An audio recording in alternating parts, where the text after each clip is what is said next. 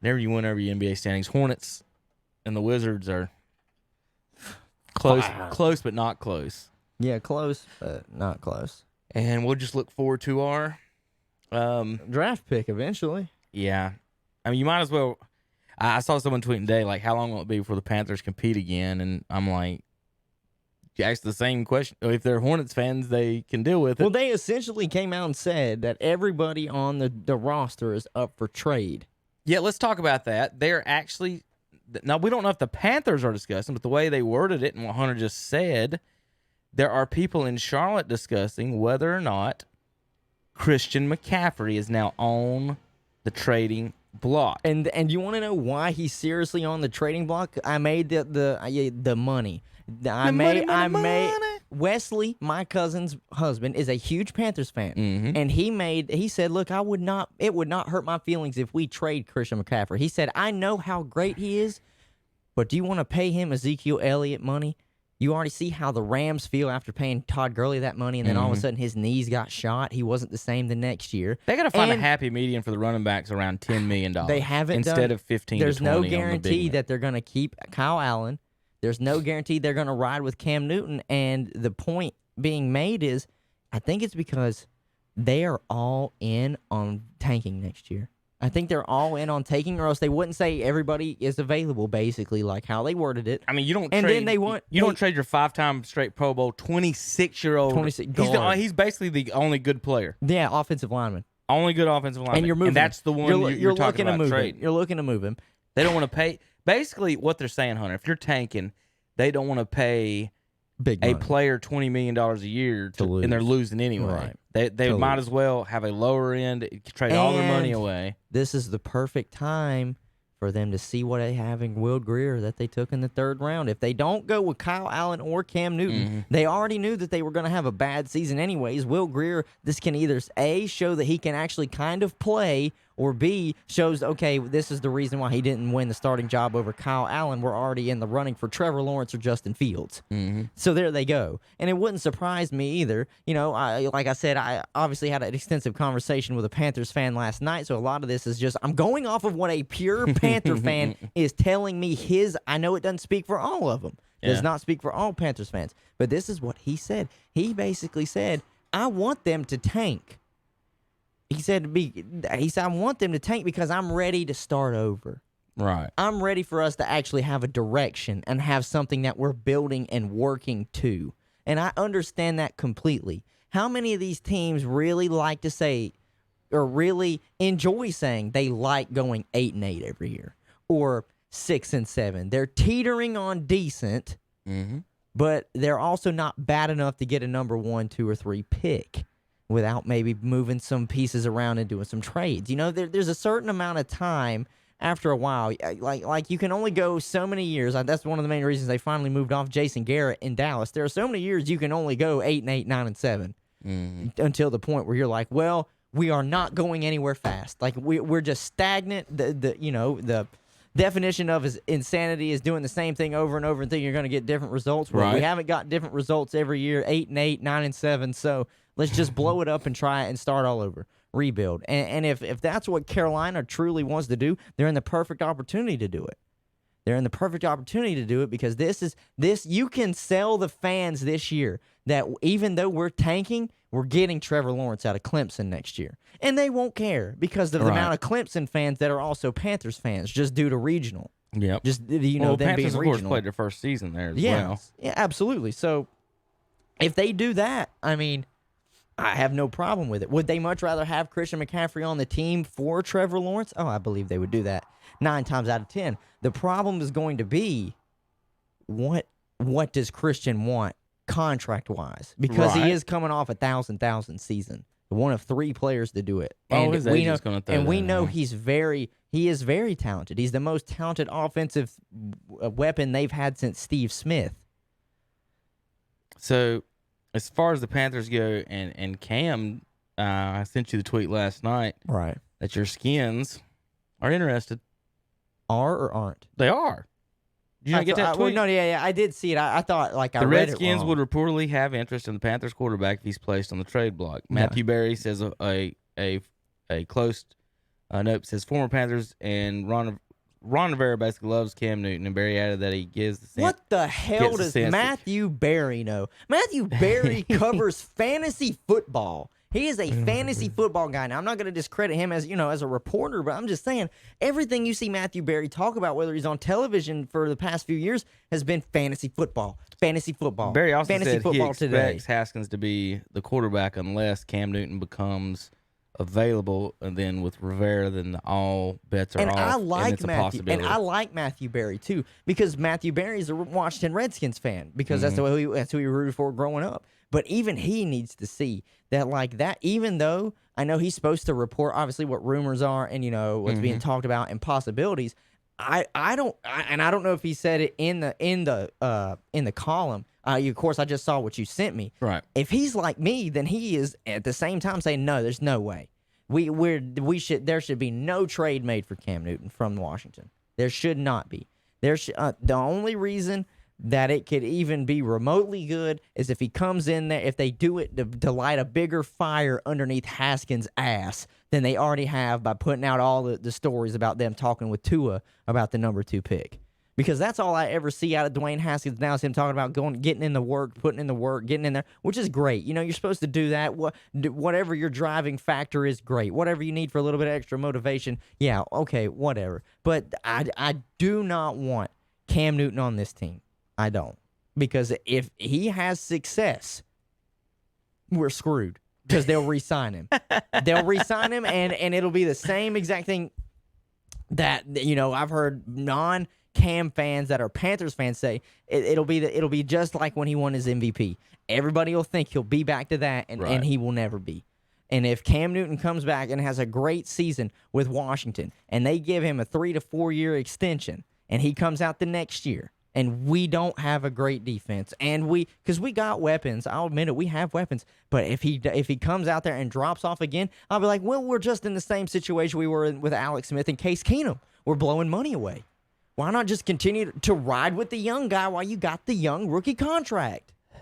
Yeah, we have $60 million in cap. I think your biggest issue is, all right, let's say, like I said, we have $60 million in cap. We can make moves to get better than just worrying about the quarterback. Let's say you were going to move on from Haskins and you did draft it, or you did get another quarterback. There's no guarantee that quarterback's going to lead you to a Super Bowl. There's no guarantee in quarterbacks. And my thing is, with these first 4 round picks, you have to pick guaranteed starters. Then I think if you want to, I would then start drafting quarterbacks 5th, 6th round stuff. Like draft 1 a year, because the 5th to 7th rounders hardly even make the roster a lot of times. Right. So why not? That's when you pick your quarterbacks. Look at the picture of Tom Brady, folks, coming out of the damn combine. It's insane. I mean, he was not in shape. He was not looking like a pro quarterback. He wasn't ready coming out.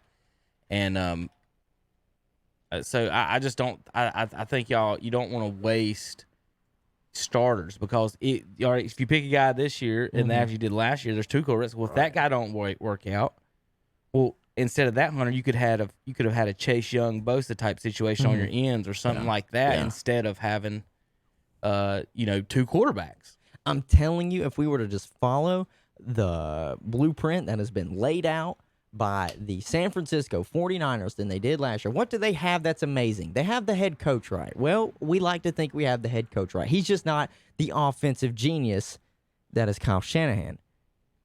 We don't know about the quarterback. Well, nobody knew if Jimmy Garoppolo was going to take the step up this year after missing the whole season before with an ACL tear. So he was coming off of ACL injury or recovering off of that. So we're in the same way with Haskins. We need to just figure out if he's going to take the next step and jump in and be an actually decent enough pro. With that comes time. So that's the offseason. So there's our equivalent for their Jimmy Garoppolo problem. Okay? All right. So what did they do? They drafted Nick Bosa, who ended up being the best defensive end out of all rookies, the best defensive player out of all rookies. Right. And they matched him up with an already strong defense. That defense had Quan Alexander, who is a fantastic linebacker, can get you left or right on the field, can cover tight ends. They had Richard Sherman out there on the corners. Okay, they had big bodies up front on the D tackle on the defensive end. The other one was DeForest Buckner. DeForest Buckner is a force of nature. He can get back there in the backfield as well. And what did we say the whole year was the driving force of the 49ers? That defense. Oh, man, that defense is so fast. Oh, man, that defense is so disruptive.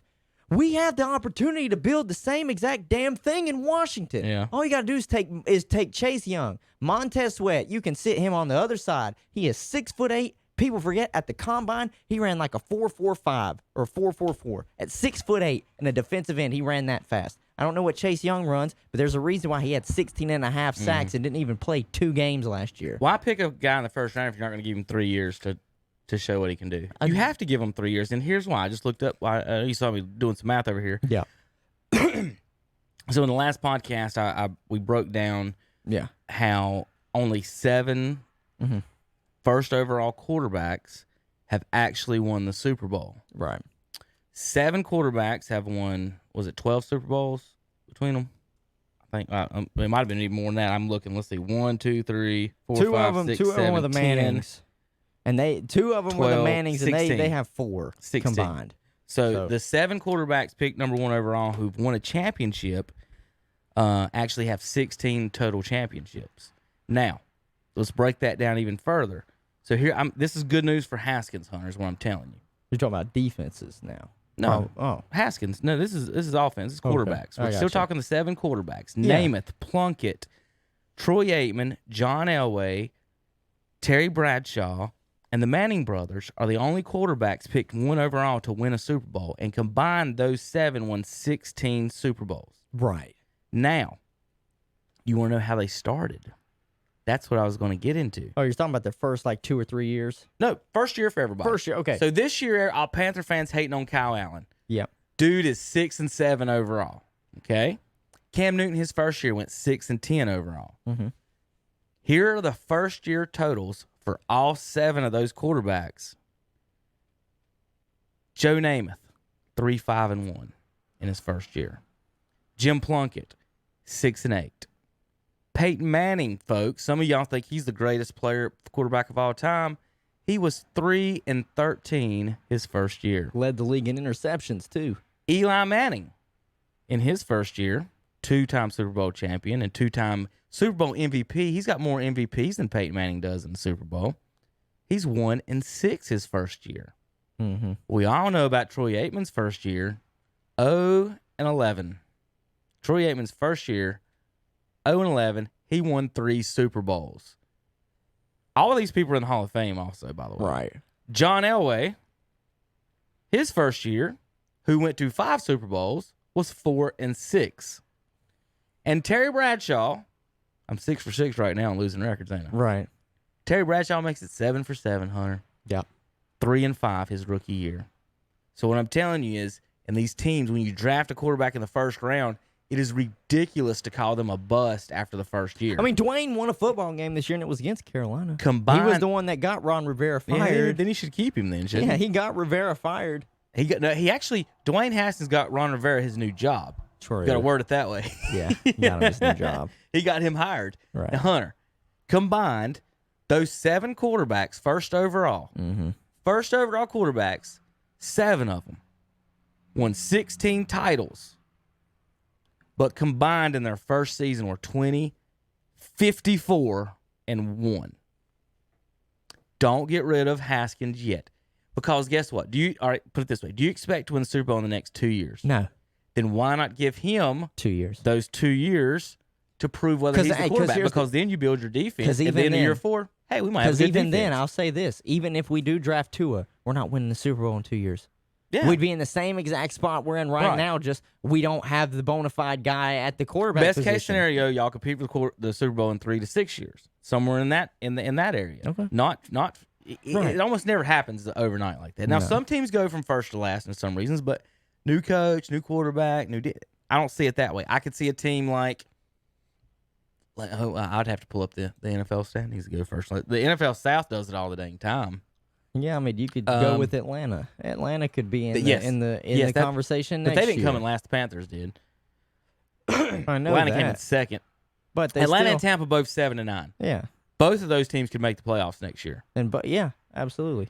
How about the Cardinals at 5-10? That's the toughest division. Toughest in division football. in football. So I it's 100% questionable. agree. And then last year, of course, the Browns, 49ers the Browns were almost 3 and made something. it. Pittsburgh almost made it. The Browns should be better than 6-10. I Would they think so. not? So Put them down at 8-8. I thought they would be I would at guess least. them 8-8 every year I until said, something happens. hey man, I'm telling you, I said last year high side could have been 9-7. Right, and that would put you in the playoffs. Absolutely. Because I don't know, it wouldn't have because they lost the tiebreaker to Tennessee. Well, if they'd beat Tennessee in the first game, they'd have got the tiebreaker Tennessee on that too. freaking dog walked them too. Jesus. And everybody made fun of the Browns for that. And then 19 weeks later, they beat Tom Brady, the MVP, yeah, and then lose to Patrick to Pat Mahomes. So yeah, the future Super Bowl MVP. yeah, and and champion. So yeah, the Titans this year beat the GOAT, beat the MVP, and lost to the Super Bowl MVP and champion. So there you go. But the Titans beat Patrick Mahomes during the regular season. Yeah, by 3 or 4. Tannehill's still in the league. He was picked in the first round. He's been given plenty of chances. Ryan Tannehill, coming out of college, was a wide receiver, and he changed the quarterback. He was a wide receiver How often does that ever Texas happen? A&M. How often does that ever Usually happen? it's the other way around. Julian Edelman was a quarterback at Kent State, came out, now he's arguably one of the best slot receivers ever play football. Oh, I just think you guys would be making a big mistake drafting one. Now, how about I tell you this? Trading for Cam might not be too. Or trading for a quarterback or signing. You said you got $60 million. The best case scenario is just sign one if you can. But trading for and if you had to give up a fourth rounder, but Cam you probably have to give up more. So best case scenario is let Haskins play out. And if the worst thing, you could sign a veteran, Ryan Fitzpatrick or someone else. Wes was like, let me just throw this idea at you. I was like, all right. He's like, so put Trent Williams up there as a trade piece and the number 2 pick. We'll give you Christian McCaffrey, our 7th pick, and our 2nd round pick this year. Would you do it? I said, no, I wouldn't do it. I don't need Christian McCaffrey. We've got 5 running backs, and we don't even know which one's going to carry the damn ball. Nah. I love Christian McCaffrey. I love to watch him, but no. For 20. Listen, they can talk about the 100 catches all they want. I'm not going to be impressed by. And it's not. There's a difference between getting 100 catches, Hunter, within like the designed offense. Like if he's out there, lining up a wide receiver and run out, but he got 100 catches on swing passes and run outs from a running back position, which was on most teams is the last priority. Right. So if you're telling me, getting a dump off because nobody was open or your quarterback didn't want to throw it, then yes, he caught the pass. I'm not taking anything away from him and he got the yards. What I'm saying is that I'm not that impressed because most teams don't try to force the ball to the running back on passes like the Panthers did last year. So I'm not even sure, without even Norvell, because Norvell's running back centric. So if they're going to change up with that, if McCaffrey would even be a part of it, are they going to go like 4 wide receivers most of the time? Like, what is this Baylor coach going to do? I don't know. I mean, they're not they're 31st in the league, and he's not a defensive coach. And they were 31st in defense. So where are they going to go that's going to make them better, especially on defensive side? And they're getting rid of all their good offensive players. They're talking about getting rid of the quarterback, the best lineman, and the running back, and the defense was 31st. So you're all on the. This is the most tanky palooza. About ever seen. They're tanking. Yeah, it's over. They're tanking. Accept it. Just Panthers fans accept it. I think they've understood that arguably they could be the worst team in football next year. Arguably. Well, I'm gonna look real quick, see if we got any nominees. Because I think Cincinnati will be better. I'm not saying they'll be great. They'll be better. Arizona will be better. The Giants in the second year with Daniel Jones will be better. I'm going to throw some nominees for you, Hunter. We'll see what happens. If the Chargers don't get a big-time quarterback, they said they could run with Tyrod Taylor. Yeah, and he's not going to win you games, but he's not necessarily going to lose you games either. They'll go 4-12. Yeah. Jacksonville. They're going to run with Garner. They've been getting rid of all their defensive players, and now all they have left is the Minshew mustache, and so I don't know. I don't know if that's going to work out for him. Cincinnati, I would put in the book as a possible worst team, number 1 pick team next year. Giants and Redskins, depending on what y'all do in the offseason. There's 5. Right. I would say Panthers are definitely in that group. I would say there's 6. If you want to throw in, did I say Detroit? No. Detroit, maybe Chicago, so 6, 7. So yeah, they're going to be in the running. They'll be in the running, and especially if they don't, if they come out and announce Will Greer as a starter from week 1, there's a possibility that they win 2 games, 1 to 2 games. I'm just saying, there was a reason why he didn't beat out Kyle Allen. That's true too. That's 100% true. I mean, And Allen, if the first 5 weeks was undefeated, so they didn't take him out then. They gave him the chance, and then you're right at the end. Maybe you would look at your third round quarterback. But they were kind of in the playoff race still, about 2 or 3 weeks left. And if they do play Will Greer, go ahead and start buying customized Trevor Lawrence jerseys. Customized Lawrence jerseys. I'm just saying. That's funny. Now, Justin Fields is not going to let Trevor Lawrence get off easy thinking he's just going to be the number 1 overall pick. Yeah. Justin Fields is going to battle hard at Ohio State. But as of right now, tank for Trevor. It was tank for Tua, now it's tank for Trevor. All right, Hunter. Let's see. Looking forward to Friday. You got anything else today we need to go over? Nah, I was looking at the time. If he's listening, happy birthday, Dad. Of my father's birthday. Yeah, I got my 5 o'clock by the time you get home. Yeah, I've got my father's birthday dinner to go to tonight. So, well, happy birthday to him. Let's talk about a couple of things that we're going to have to talk about on Friday. Right. XFL. Yes. We're going to have a special guest. A couple of my friends coming in Friday, Chris Nelson, Andy Sane. They want to talk a couple of different things.